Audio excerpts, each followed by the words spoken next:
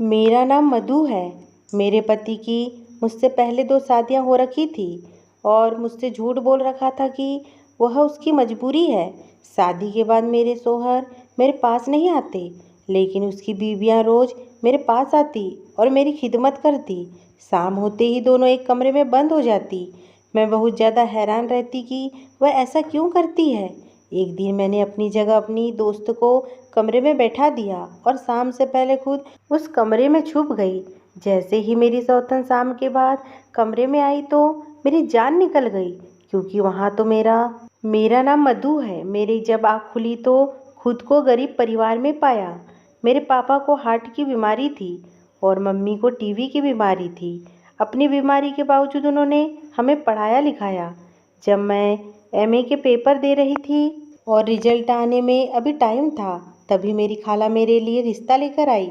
लड़के का अपना कारोबार है और बड़ी हवेली का मालिक है। बाप दादा की बहुत ज़्यादा जायदाद है। मेरे खाला आसपास के लोगों के रिश्ते करती थी। जब मेरे मम्मी पापा ने लड़की की माली दौलत की बात सुनी तो वह बहुत ज़्यादा खुश हो गए। उनका दिल बाग बाग हो गया। मेरे पापा के सर से जैसे बोझ उतर गया था।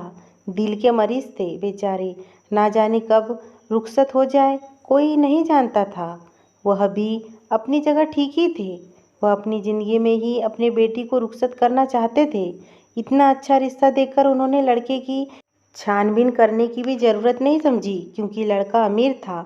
इससे पहले मेरी एक बहन की और शादी हो चुकी थी, लेकिन गरीब होने की वजह से वह बेचारी अपने घर में खुश नहीं थी। हाँ, वह लड़का साहिल उसका खूब ख्याल रखता था, लेकिन सिर्फ प्यार से पेट नहीं भरता। इस हिसाब से निशांत मेरे लिए खुद ही रहमत नाजिल हुआ था। रिश्ते के लिए हाँ कर दी गई थी और दोनों तरफ से शादी की तैयारियां जोरों शोरों से चल रही थी। एक दिन मुझे और निशांत को मिलवाया गया।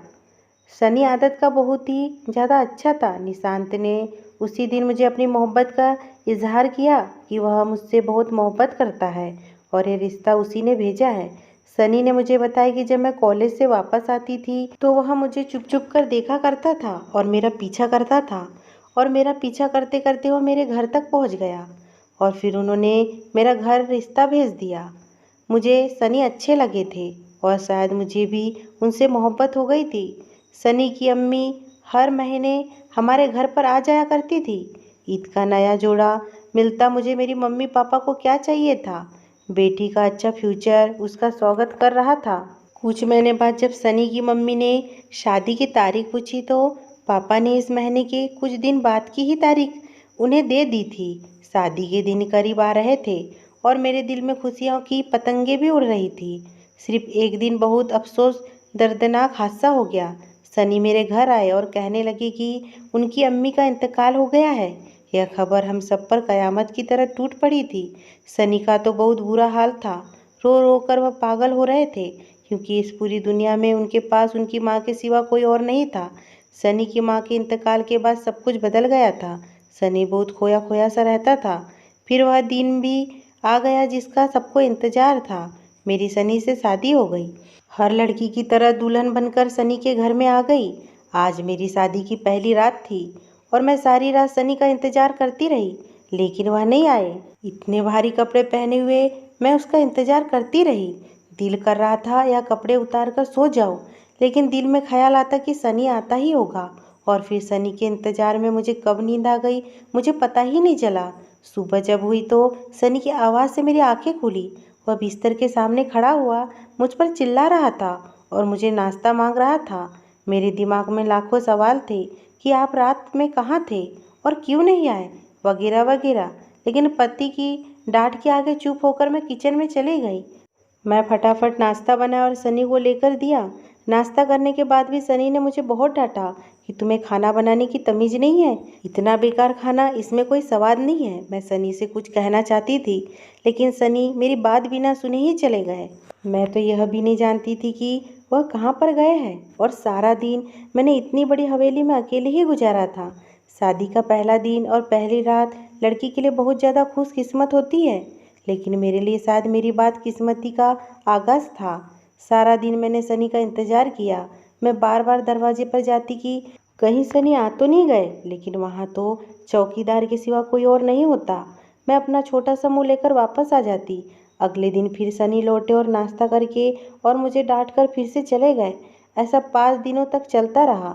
मैं बहुत हैरान होती कि सनी कहाँ जाते हैं, किसके पास जाते हैं, कहीं उन्होंने दूसरी शादी तो नहीं कर रखी। 5वें दिन सुबह को सनी वापस आए। उनके साथ 2 लोग और भी थे। उन औरतों को देखकर मेरे पैरों तले से ज़मीन निकल गई, क्योंकि मुझे ऐसा लगा कि मेरा शक यकीन में बदल गया है। लेकिन एक औरत होती तो मैं मान भी लेती, वह तो 2 थी। मैं बहुत ज़्यादा हैरान थी। मेरे पति आकर मुझसे बहुत प्यार से बात की, मुझसे कहा कि जाने मन यह मेरी ताई की बेटियां हैं और कल सुबह मेरी ताई का इंतकाल हो गया है। अब इनके पास मेरे सिवा कोई और नहीं है। इनके पास मेरे घर के सिवा अब कोई ठिकाना नहीं है। आज से हमारे साथ यहीं पर रहेंगी। मैं कुछ कहना चाहती थी, लेकिन मेरे पति मेरी बात सुने बिना ही वहीं से चले गए। वह आज भी चले गए। आज तो उन्होंने मुझसे प्यार से बात की थी, लेकिन वह आज भी चले गए थे। मेरे दिमाग में शक के सवाल पड़ते ही जा रहे थे। मेरे पति की ताई की बहन पूरे दिन मेरे साथ रहती। उन्होंने मुझे घर पर कोई काम करने नहीं दिया। घर की सफाई की, बर्तन धोए, खाना बनाया, यहाँ तक कि मुझे सजाया भी, नए कपड़े पहनाए और फिर कहने लगी कि आपकी टांगे दबा देते हैं। मैंने काफ़ी मना किया, लेकिन उन्होंने मेरी एक ना मानी और ज़बरदस्ती मेरा जिस्म दबाने लगी। जब वह मेरी खिदमत कर रही थी तो मुझे बहुत ज़्यादा सुकून मिल रहा था और मुझे कब नींद आ गई पता ही नहीं चला। जब आँख खुली तो रात का तीसरा पहर चल रहा था। मैं जल्दी से उठी और इधर उधर देखने लगी कि मेरे पति आए तो नहीं, लेकिन वहाँ पर कोई भी नहीं था। मैं अपने कमरे में बिल्कुल अकेली थी। मेरे पति की कज़न भी नहीं थी। मैं उन्हें आवाज़ देते हुए कमरे से बाहर गई। बाहर हवेली का आंगन साय साय कर रहा था। यह हवेली बहुत ज़्यादा बड़ी थी। मुझे यहाँ आए हुए काफ़ी दिन हो गए थे, लेकिन मैंने कभी भी इस हवेली को देखना गवारा नहीं किया था, और करती भी कैसे। आते ही मुझे इतने रूप जो दिख गए थे। मुझे हवेली के रास्तों के बारे में भी नहीं पता था, लेकिन फिर भी मैं तलाश करती रही। जितना मुझे चिल्लाना था मैं चिल्लाई, जितना मैं ढूंढ सकती थी मैंने उन सबको ढूंढा, और फिर थक हार कर अपने कमरे में चली गई। मैं बहुत परेशान थी कि पहले मेरे पति का पता नहीं कहाँ चले गए जाते थे, और अब उनकी कज़न का भी पता नहीं कहाँ चली जाती है। मेरे दिमाग में तरह तरह के सवाल आ रहे थे। सुबह जब मेरी आँख खुली तो मैं एक अजीब नज़ारा देखा। मेरे पति की कज़न मेरे पैर दबा रही थी। मैं उठी और उनसे पूछा कि तुम रात को कहाँ थी। उन्होंने मेरी बात को नज़रअंदाज कर दिया और नाश्ते के बारे में पूछने लगी, और चिढ़के दोनों ने कहा कि हम तो सारी रात यहीं थे, यही कमरे में। फिर उन्होंने मुझे नाश्ता करवाया। आज तो मेरे शोहर भी नहीं आए थे। मेरे दिमाग में रात का भी मंजर चल रहा था। उस दिन उन्होंने फिर सारे काम किए और मेरी खिदमत की, और फिर मेरी आँख लग गई। और फिर जब मेरी आँख खुली तो रात का तीसरा पहर था और मेरे पति की गज़न वहाँ पर नहीं थी। मैं फिर उठकर अपने कमरे में आ गई, और फिर सुबह वही आँख खुली तो मैंने देखा कि वह मेरा जिस्म दबा रहे थे। ऐसा कई दिनों तक चलता रहा। सनी भी अब नहीं आते थे। मैं बहुत परेशान थी कि वह कहाँ पर है। मैं अपने पति की कज़न से इस बारे में पूछती तो उनका भी यही कहना था कि हमें भी इस बारे में कुछ नहीं पता। मैं बहुत ज़्यादा परेशान थी। फिर एक रात मैंने तरकीब सोची। मैंने तेज पत्ते की चाय बनाई और पी ली। सुना था चाय से नींद नहीं आती। आज भी मेरे पति की कज़न काम से फ्री होकर मेरे पास आई और मेरे पैर दबाने लगी। मुझे फिर से नींद का एहसास हो रहा था, लेकिन मुझे आज सोना नहीं था। चाय का असर था या फिर मेरी खुशकिस्मती थी। मैं नींद का बहाना करने में कामयाब हो गई। वह मुझे दबाते रही, यहाँ तक कि रात हो गई तो वह दोनों भाग गए, और ऐसी भागी जैसे किसी से डरकर भाग रही हो। मैं कंबल से छिपकर उन्हें भागता हुआ देख रही थी, और मैं उन्हें जाता देखकर हैरान हुई, और मुझे एक अजीब सा डर भी लग रहा था। मेरी इतनी हिम्मत नहीं हुई कि मैं उन्हें ज़्यादा देख सकूं कि वह कहाँ जा रही है। फिर कुछ देर बाद मैं बिस्तर से उठी और कमरे से बाहर निकल गई। वहाँ कोई भी नहीं था। खाली हवेली डरावनी लग रही थी। मैं बहुत ज़्यादा टेंशन में थी कि यह सब क्या हो रहा है, और फिर इस परेशानी में मैं शीशे के सामने आकर खड़ी हो गई। उन्होंने मुझे सजाया था और आज काफ़ी दिनों बाद मैं खुद को शीशे में देखा था। मैं बहुत ज़्यादा खूबसूरत हूँ, जैसे कि चाँद। लेकिन मेरे पति मेरे पास क्यों नहीं आते, यह सोचकर मुझे बहुत ज़्यादा तकलीफ़ हो रही थी। आंखों से आंसू निकल रहे थे। यह सोचकर मैं अपने गहने उतारे और दराज में रख दिए। जैसे ही मैं गहने रखकर दरवाज़ा बंद करने गई तो मेरी नज़र कुछ पेपर से में पड़ी, तो देखा कि वह तो निगाह के पेपर थे। और यह देखकर मेरे पैरों तले से ज़मीन निकल गई। 2 निगाह के पेपर्स, मतलब कि मेरे शौहर ने 2 शादियाँ और कर रखी है।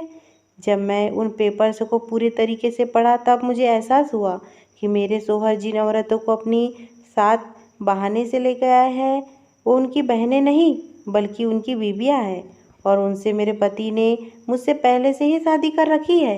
यह सब जानने के बाद मेरे पैरों तले से ज़मीन निकल गई थी। मैंने आज तक अपने घर वालों को अपने हालत के बारे में कुछ भी नहीं बताया था। जब भी अपनी अम्मी अब्बू या बहनों से मिलती तो उन्हें यही बताती कि सनी मेरा बहुत ख्याल रखते हैं, मुझे बहुत खुश रखते हैं, मेरी हर बात मानते हैं। लेकिन सब कुछ इससे उल्टा था। मेरे शौहर तो हमारी शादी के बाद मुझसे मिलने भी नहीं आए थे और अपनी 2 बीवियां भी मेरे पास छोड़कर चले गए थे, जिनसे उनकी शादी मुझसे पहले हो रखी थी। उसी रात मैं बहुत रोई, बहुत ज़्यादा, और पूरी रात सोचती रही कि कल मैं किसी न किसी नतीजे पे ज़रूर पहुंचूंगी, कि कल रात में किसी न किसी नतीजे पे ज़रूर पहुंचकर सनी की बीवियों का पीछा करूंगी और देखूंगी कि वह कहाँ पर जाती है। कहीं ऐसा तो नहीं वह सब रात को सनी से मिलने जाती हो। इस बहाने मैं भी अपने शौहर से मिलूंगी और पूछूंगी कि उन्होंने मेरे साथ ऐसा क्यों किया। सारी रात रोने के बाद मैं बिस्तर पर आकर लेट गई। मैं सोई नहीं थी। सुबह होने के बाद मेरी सौतन ने मेरे बिस्तर पर आई और मेरे पैर दबाने लगी। मैंने जागने का बहाना किया और फिर उन्होंने मुझे नाश्ता करवाया। आज मैंने उनसे रात के बारे में कुछ भी नहीं पूछा था। उन्होंने घर के सारे काम किए, फिर हमेशा की तरह मेरे पैर दबाने लगी। मैंने फिर नींद का बहाना किया, लेकिन मैं सोई नहीं थी क्योंकि मैं आज भी चाय भी पी रखी थी। वह मेरे पैर दबाती रही और जैसे ही रात हुई वह कल की तरह भाग गई। मैं पहले से ही चौकन्ना थी। तभी मैं भी बाहर आ गई और धीरे धीरे उनका पीछा करने लगी। वह दोनों कमरे से निकली और भागते हुए आंगन की तरफ चली गई और हवेली के दूसरी तरफ वाले हिस्से में चली गई। मैं लगातार उनके पीछे थी, लेकिन जैसे ही मैं आंगन में पहुंची मेरा किसी चीज़ से सर टकरा गया और मैं गिर गई। खुद को फिर से संभाला और फिर उनके पीछे चली गई, लेकिन मेरे जाने से पहले ही वह पता नहीं कहाँ चली गई। मैं इधर उधर देखती रही। मैं डर गई थी। मैं एक बार फिर नाकाम हो गई और अपने कमरे में वापस आ गई और अपनी किस्मत को फिर एक बार कोसने लगी। एक बार फिर मैं नाकाम हो गई थी और फिर मैं सो गई। सुबह जब मेरी आँख खुली तो मैंने ऊपर वाले से दुआ मांगी कि वह यह मुश्किल आसान कर दे और इन सब उलझन को समझने में मेरी मदद करे। आज का सारा दिन भी कल की तरह गुजारा और शाम हो गई। आज भी मैं उनका पीछा कर रही थी। आंगन में जाने के बाद वह हवेली के दूसरे वाले हिस्से में चली गई थी। हवेली के दूसरे हिस्से में मैं पहली बार आई थी। मैं एक अलमारी के पीछे छुपी हुई थी, सब कुछ देख रही थी। वह दोनों एक कमरे में चली गई और अंदर से कमरे का दरवाज़ा बंद कर दिया। आज पहली बार पता चला कि वह दोनों कहाँ जाती है। एक नई उलझन पैदा हो गई कि आखिर वह इस कमरे में क्यों जाती है। इन सब उलझन से मेरा दिमाग फटने लगा था। अगर मैं किसी को अपना मसला नहीं बताती तो शायद मेरे दिमाग की नस फट जाती।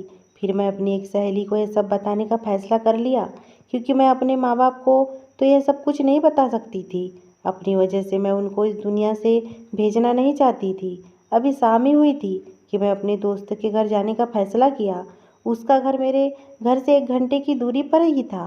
अपनी सहेली के दरवाजे पर दस्तक दी तो उसकी बड़ी बेटी रीति ने दरवाज़ा खोला और चिक्कर बोली, अम्मी, खाला मधु आई है। मेरा नाम सुनकर मेरी दोस्त भागते हुए आई और मेरे गले लग गई। अपनी बहन जैसी सहेली को गले लगाकर मेरे आंसू की दरिया की तरह निकलने लगे और फिर भाव में आकर मैंने सब कुछ निधि को बता दिया। निधि मेरा चेहरा देख रही थी और कह रही थी कि तूने इतना कुछ बर्दाश्त किया और किसी को बताया भी नहीं। तो मैंने कहा कि मैं किसी को परेशान नहीं करना चाहती थी। निधि ने मेरी बात सुनी और मुझसे कहा कि हमें इस कमरे में जाकर पता करना पड़ेगा कि वह हर रात उस कमरे में क्या करने जाते हैं। मैं निधि से पूछा, लेकिन हम उस कमरे में कैसे जा सकते हैं? तो निधि ने मुझे एक तरकीब बताई जिस पर हमें कल ही काम करना था।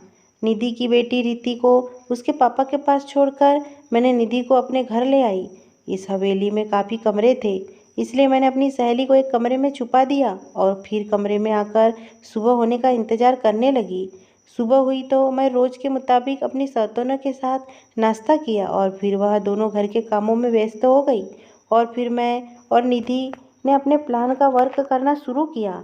मेरी सहेली ने बिल्कुल मेरे जैसे ही कपड़े पहने और मेरी ही जैसे तैयार हुई, जैसे मेरी सौतोने ने मुझे किया था। और फिर मैंने उसे अपने बिस्तर पे छुपा दिया और फिर मैं अपनी सौतोनों से कहा कि मैं सो रही हूँ क्योंकि मेरी तबीयत थोड़ी ख़राब है। यह कहकर मैं निधि को अपने कंबल में सुला दिया और खुद हवेली के दूसरे हिस्से में चली गई। मेरी सौतन ने कमरे में आए और निधि की खिदमत करने लगी। वो मेरी सहेली को दबाती रही क्योंकि मैं अपनी जगह अपनी सहेली को छोड़कर आई थी, लेकिन उन्हें क्या पता था कि कंबल के नीचे मधु नहीं निधि है। मैं उस कमरे तक पहुंची तो उस कमरे का दरवाज़ा बंद था और ताला लगा हुआ था। मुझे बहुत ज़्यादा गुस्सा आ रहा था, लेकिन मुझे बालों की पिन से ताला खोलना आता था। मैंने ताला खोला और कमरे में आ गई। कमरे में बिल्कुल अंधेरा था, रात होने में कुछ ही देर बचा था। मैं इधर उधर देखा तो अंधेरे के अलावा कुछ नहीं था। मुझे अलमारी दिखाई दी, तभी मैं अलमारी के पीछे जाकर छुप गई क्योंकि रात हो गई थी। मेरी सौतन ने निधि को दबाना बंद किया और वहाँ से भाग गई। भागते हुए वह हवेली के दूसरे हिस्से में आ गई। मैंने दरवाजे के बाहर उनके कदमों की आहट सुनी थी। वह एक दूसरे से चुपके बातें कर रही थी कि ताला किसने खुला छोड़ा था। दोनों एक दूसरे पर इल्जाम लगा रही थी। शायद उन्हें इस बात का यकीन हो गया था कि उनमें से ही किसी से ताला खुला रह गया होगा। वह दोनों अंदर आ गई और दरवाज़ा उन्होंने अंदर से बंद कर लिया और उन्होंने मोमबत्तियाँ जलाई तो कमरे में रोशनी हो गई। मैं अलमारी के पर्दे के पीछे छुपकर यह सब देख रही थी। कमरे में रोशनी हुई तो मैं कमरे का असली रूप देखा। कमरे में जगह जगह इंसानी और जानवरों की हड्डियाँ और उनका खून पड़ा था। कमरे में रेडियो और मकड़ियों का बसेरा था। जानवरों के सर पड़े हुए थे। और फिर उन दोनों ने जो हरकतें करना शुरू की तो यह देखकर तो मेरे पैरों तले से ज़मीन निकल गई, क्योंकि वह दोनों काला जादू कर रही थी। किसी और पर नहीं बल्कि मेरे पति सनी पर। मेरी आंखें खुली कि खुली रह गई यह देखकर कि मेरा पति उनके बीच में खड़ा है और वह दोनों कोई मंत्र पढ़ रही थी और उनके ऊपर फूंक रही थी। उनके मंत्र फूंकते ही वह किसी रोबोट की तरह खड़े हो गए और वह उनके कहने के मुताबिक चलने लगे। वह हाथ हिलाने को कहती तो वह हाथ हिलाते, वो जुबान बाहर निकालने को कहती तो जुबान बाहर निकालती। फिर मेरी सौतन उन्हें अब मेरे पति को पूरी तरह से अपने वश में कर लिया।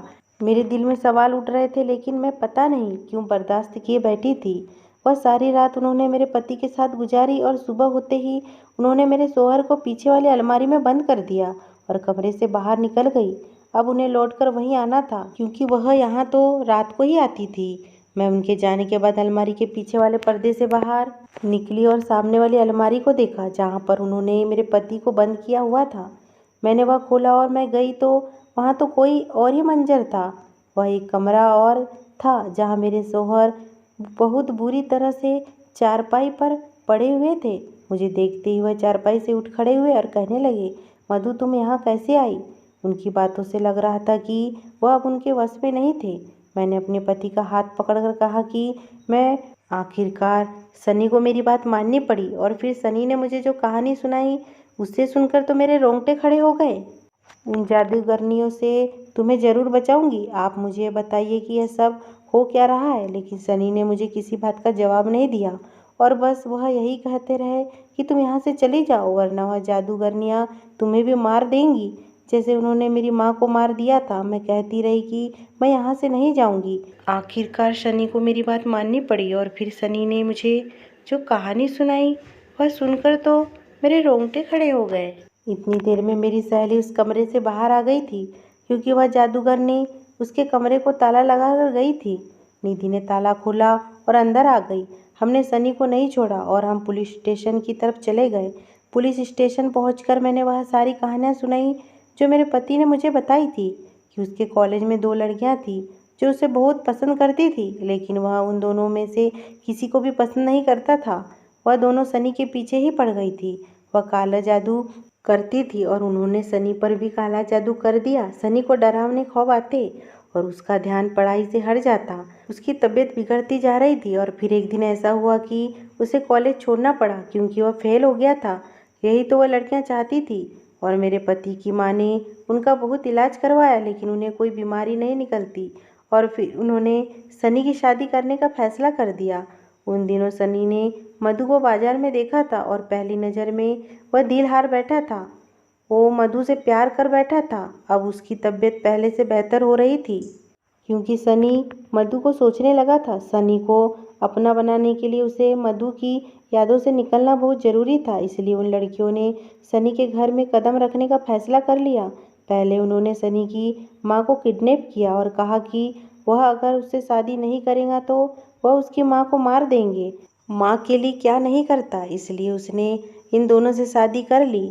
लेकिन उन्होंने उसकी माँ को छोड़ दिया। लेकिन उसकी माँ को कुछ भी याद नहीं था। सनी की माँ ने सनी की शादी की तैयारी करना शुरू कर दी। उसकी बीवी यह रोज़ उसे धमकाती कि वह हमारे बारे में अपनी माँ से बात करे, उन्हें बताए। लेकिन सनी मजबूर था। वह अपनी माँ का दिल नहीं तोड़ना चाहता था। सनी को हासिल करना चाहती थी क्योंकि उन दोनों की एक ही से शादी करना उनके जादू को और बढ़ा सकती थी। लेकिन नाकाम हो रही थी। दिन ब दिन उनकी धमकियां बढ़ने लगी और फिर मेरे पति ने उनकी बात नहीं मानी तो उन्होंने मेरे पति की मां का कत्ल कर दिया। लेकिन तब तक मेरी और सनी की बात पक्की हो चुकी थी। उन्होंने लाख कोशिश की मेरा और सनी का रिश्ता टूट जाए, लेकिन सनी की मोहब्बत सच्ची थी और ऐसी हमारी शादी हुई। फिर उन्होंने नया काला जादू शुरू किया जिससे वह मेरे पति को अपने वश में कर सकती थी। यह शादी की पहली रात थी जब उन्होंने मेरे पति को अपने वश में किया और हवेली के दूसरे हिस्से में मेरे पति के साथ रात गुजारी। दिन में उनका काला जादू मेरे पति पर नहीं चलता था, इसलिए उन लड़कियों ने रात को मेरे पति पर काला जादू करना शुरू किया। लेकिन उन्हें शक था कि कहीं सनी दिन में अपनी बीवी से ना मिले। इसी वजह से उन्होंने सनी को इस कमरे की अलमारी में बंद कर दिया और खुद उसकी कज़न बनकर घर में रहना शुरू कर दिया। उन्होंने मेरी खिदमत और घर के काम शुरू कर दिए ताकि मेरा शक उन पर ना जाए। इसलिए वो मेरी खूब खिदमत करते थे और खाने में कुछ मिला देते कि मैं रात में सोने से पहले ही सो जाऊं। वह सनी के साथ रात गुजारती और खाने को भी उन्हें बहुत कम देती थी, इसलिए वह बहुत ज़्यादा कमज़ोर हो गए थे। पुलिस ने हमारी बात पर यकीन नहीं किया तो मैं और निधि ने एक और प्लान बनाया। हमने इस काले जादू से लड़ने का फैसला किया। हमने ऊपर वाले से मदद मांगी और घर आ गए और हमने मिट्टी का तेल और माचिस का इंतजाम किया और उसी रात उनके आने से पहले ही सनी को अलमारी से निकालकर बाहर ले आए और फिर कमरे में हर तरफ मिट्टी का तेल फैला दिया। हमने इतना ज़्यादा मिट्टी का तेल फैलाया कि चिंगारी से पूरा कमरा जल सकता था। उनके आने से पहले ही हमने कमरे को ताला लगाया और छिपकर खड़े हो गए। मेरी सौतन ने कमरे में आई और कमरा अंदर से बंद कर दिया था। हमने बाहर से ताला लगा दिया और फिर सुराख से माचिस की तीली जलाकर अंदर फेंक दी। आग लगने की देर थी, अब पूरे कमरे में फैलने लगी और देखते ही देखते पूरे कमरे में आग जल गई। उनकी चीखों की आवाज़ आ रही थी और फिर उसी रात उन जादूगरनियों के साथ उनकी कहानी भी जल के ख़त्म हो गई। इस वाक्य को हमने हादसा कहलवाया और फिर मेरी और सनी की सही ज़िंदगी का आगाज़ हुआ। अब निशांत उनके चुंगल से पूरी तरह आज़ाद हो चुके थे और मुझे बहुत मोहब्बत करते थे।